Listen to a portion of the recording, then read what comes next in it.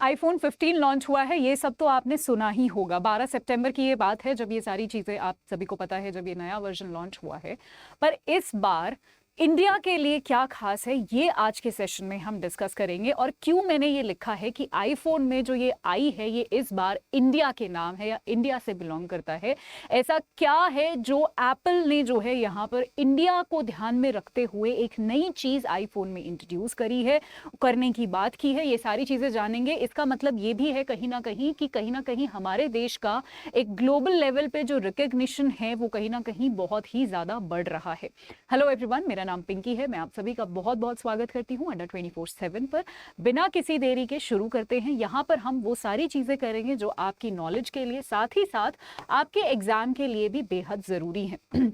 तो बिना किसी देरी के शुरू करते हैं। पर उससे पहले अगर आप चैनल पर नए हैं तो एक बार सब्सक्राइब कर दीजिए, ताकि इस तरीके की इन्फॉर्मेटिव वीडियोस जो भी मैं लाती रहूं तो आपका एक भी सेशन मिस ना हो। आप यहां पर देख सकते हैं कि एप्पल ने जो है तो जिस चीज की मैं बात कर रही थी उसी को मैं शुरू में रिवील कर देती हूँ। एप्पल, आप सभी को पता है, आईफोन 15 जो है आया है और उसने पहली बार ये बात की है। आप सभी को पता होगा, जब आपको घर से कहीं बाहर जाना होता है तो आप जीपीएस यानी ऐसे बोलते हो कि गूगल में मैप लगा लो, है ना, और उसके बाद कहीं रास्ता नहीं पता होता तो अब तब जाते हो, ठीक है। वो जो आप गूगल में जो मैप यूज करते हो वो अमेरिका यानी यूएस का मैप है, जिसको हम जीपीएस बोलते हैं। हमने भारत में भी अपना खुद का एक जीपीएस जिसका नाम है नाविक। यानी अगर हमें कहीं पर भी अब जाना होगा, अब ये एप्पल ने रिकॉग्नाइज कर लिया है कि हम आईफोन 15 में प्रो वाले वर्जन में नाविक को भी इंट्रोड्यूस करेंगे, यानी नाविक को सपोर्ट किया जाएगा। सॉरी, माफ कीजिएगा। तो नाविक को जो है यहाँ पर सपोर्ट किया जाएगा, यानी अब आपके पास ऑप्शन होगा कि आप अपनी खुद के देश की एक टेक्नोलॉजी यूज कर सकते हो। जीपीएस की जगह अब आप नाविक को यूज करके कहीं भी जा सकते हो, ठीक है। अब ऐसा नहीं है कि ये बात पहली बार चली है, ये बात बहुत टाइम से चल रही है कि नाविक जो है हमें बहुत सारे स्मार्टफोन्स को ऐसा बनाना चाहिए कि नाविक जो है उसमें अडेप्टेबल हो, राइट। इसके लिए बहुत सारे मोबाइल फोन्स अपने हार्डवेयर के अंदर भी चेंजेस कर रहे हैं, ठीक है, जिसकी वजह से चीजें डेफिनेटली थोड़ी एक्सपेंसिव भी हो रही है। बट अगर हम खुद का ही कोई टेक्नोलॉजी यूज करते हैं तो इससे बढ़िया बात कोई नहीं है, क्योंकि आप सभी को पता है कि बहुत सारे रिस्क होते हैं जब हम किसी और की टेक्नोलॉजी अपने फोन में अपने देश में यूज करते हैं, ठीक है।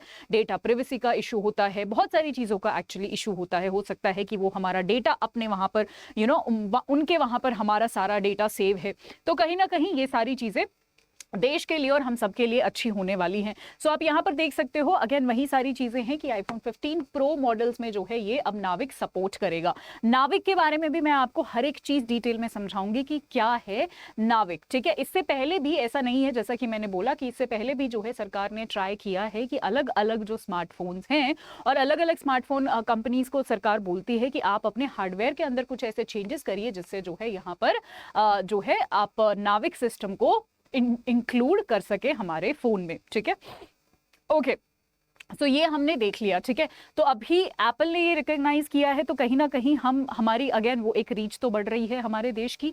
यही वो सारी चीजें लिखी हुई हैं। अगर आप में से किसी को जानना हो तो थोड़ा सा ये जो अभी फोन लॉन्च हुआ है, अगेन मुझे नहीं लगता यहाँ से क्वेश्चन आएंगे, बट अगर आप इंटरेस्टेड हैं तो जान सकते हैं। जहां से सवाल आएंगे वो अगली स्लाइड्स हैं, ठीक है। सो यहाँ पर आईफोन प्रो और प्रो मैक्स के जो फीचर्स है आप सभी को पता है, टाइटेनियम की बॉडी जो है इस बार आई है, उसके साथ साथ यहाँ पर ताकि उसकी ड्यूरेबिलिटी बढ़ जाए। उसके बाद लाइट वेट बताया जा रहा है, ठीक है। Screen 6.1 inch and 6.7 super inch यहाँ पर ये बताया गया है, ठीक है। तो ये कुछ फीचर्स हैं, अगेन हमारे एग्जाम के लिए इंपॉर्टेंट नहीं है, बट आई एम श्योर बहुत सारे बच्चे इंटरेस्टेड होंगे कि क्या प्राइस है मैम, ये भी बता दो अब साथ साथ। तो आप यहाँ पर देख सकते हैं जीबी के अकॉर्डिंग प्राइजेस वैरी करते हैं। तो 128 जीबी आप देख सकते हो 1,34,900, ठीक है। 256 जीबी का अकॉर्डिंगली आप यहाँ पर देख सकते हो, ठीक है। सो ये कुछ है। एनीवेज, अब हम जो है नाविक पर चलते हैं जहां से आपके सवाल आएंगे। सो नाविक क्या है? नाविक की पहले तो फुल फॉर्म अगर आप जानना चाहें, सो नाविक और अगर जब आप नाविक पढ़ोगे ना, तो नाविक के साथ साथ ना आप एक और नाम पढ़ोगे जिसको हम IRNSS कहते हैं, ठीक है, Indian regional navigation satellite system कहते हैं। ये दोनों नाम एक ही हैं, कंफ्यूज मत होना, IRNSS और नाविक, ठीक है।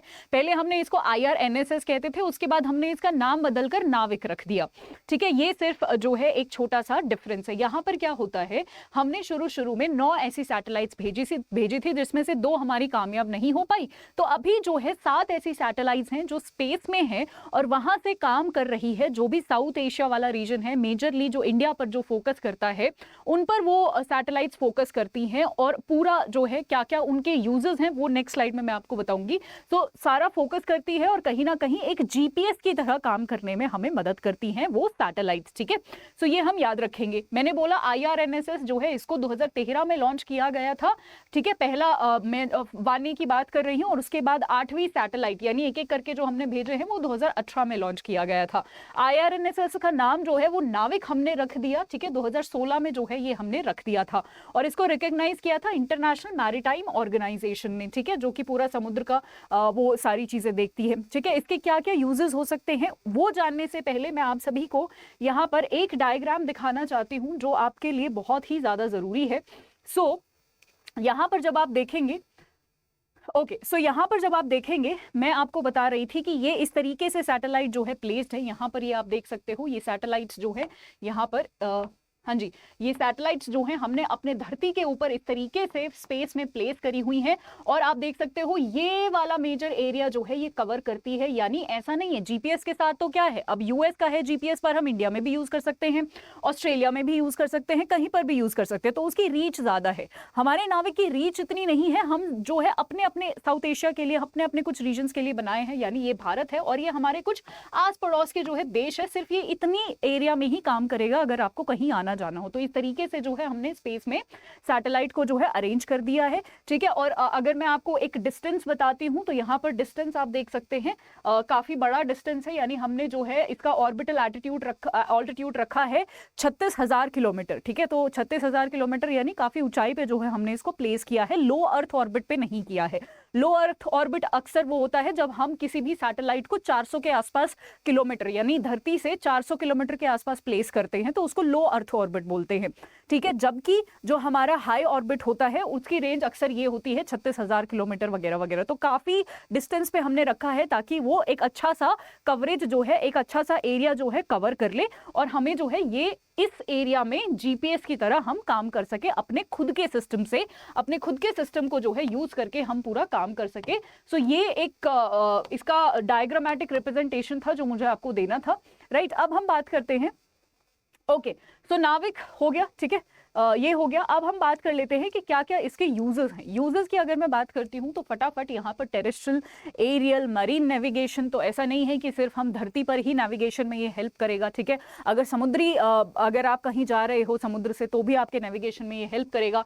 डिजास्टर मैनेजमेंट में आपकी हेल्प करेगा, पहले से ही आपको बता सकता है कि यहाँ पर कुछ प्रॉब्लम आने वाली है, ठीक है। व्हीकल को ट्रैक करेगा और कहीं ना कहीं ये प्रॉब्लम भी थी। आपको क्या लगता है जब नाविक ट्रैक करता है तो GPS जो US का सिस्टम था वो भी तो ट्रैक करता होगा, और क्यों हम अपना डेटा किसी और देश को दें, क्यों दें, हम नहीं देना चाहिए। तो इसीलिए हमने खुद का अब जो है यहाँ पर बना लिया है। तो ट्रांसपोर्टेशन सेक्टर हो, माइनिंग सेक्टर हो, कोई भी सेक्टर हो, ये मदद करने वाला है। मोबाइल फोन के साथ इंटीग्रेट होगा, बिल्कुल आप यहाँ पर देख सकते हो जैसे मोबाइल में गूगल मैप्स खोलते हो वैसे ही जो है ये खुलने वाला है, ठीक है। प्रिसाइज टाइमिंग्स होंगे, मतलब एकदम सही टाइमिंग होंगे इसके, और मैपिंग वगैरह जो है ये सारा कैप्चर करने वाला है, ठीक है। चलिए, सो आई होप आपको एक आइडिया लग गया होगा। अब मैं यहाँ पर कुछ ग्लोबल नाम बता देती हूँ, जैसे ये आपके एग्जाम में आए हुए हैं, PYQ में पीछे पूछे गए हैं, आपसे भी पूछा जा सकता है। जैसे GPS जो है वो है US का, ग्लोनास जो सिस्टम है वो है रशिया का।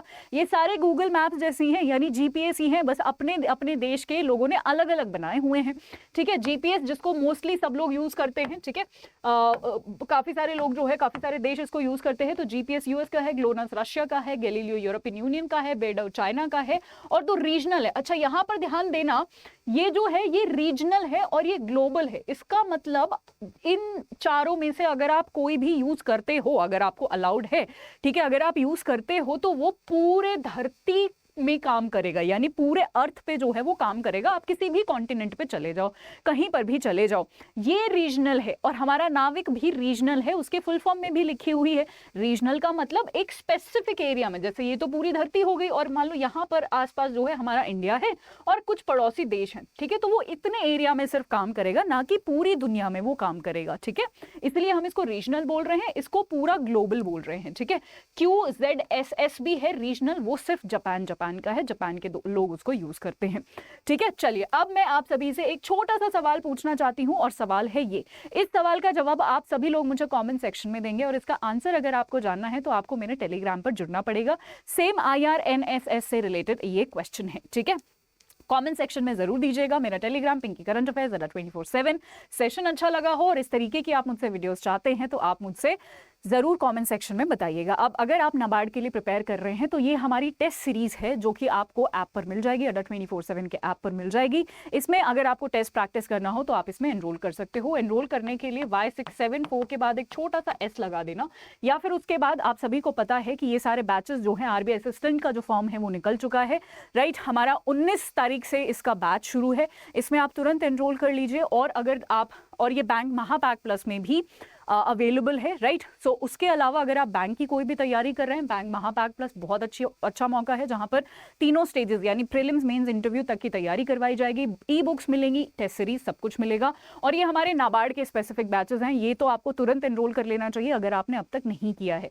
इस वाले बैच में आपको या तो रेगुलेटरी महापैक नाबार्ड के लिए, या फिर मैं आपको ये वाला बैच सजेस्ट करूंगी जहां पर आपको तीनों stages, phase 1, phase 2, phase 3 interview तक की तैयारी करवाई जाएगी। अगर आपको मुझसे करंट अफेयर्स पढ़ने हैं और बाकी सब्जेक्ट्स नहीं, फॉर एग्जांपल नहीं एनरोल करने बाकी सब्जेक्ट्स में, सिर्फ करंट अफेयर में दिक्कत आती है, तो मेरा ये एक बैच है जहां पर मैं 6 महीने के करंट अफेयर्स करवाती हूँ, गवर्नमेंट स्कीम्स वगैरह सब कुछ करवाती हूँ। आप इसमें भी एनरोल कर सकते हैं। किसी में भी एनरोल करने के लिए अड्डा 24/7 का ऐप डाउनलोड करें।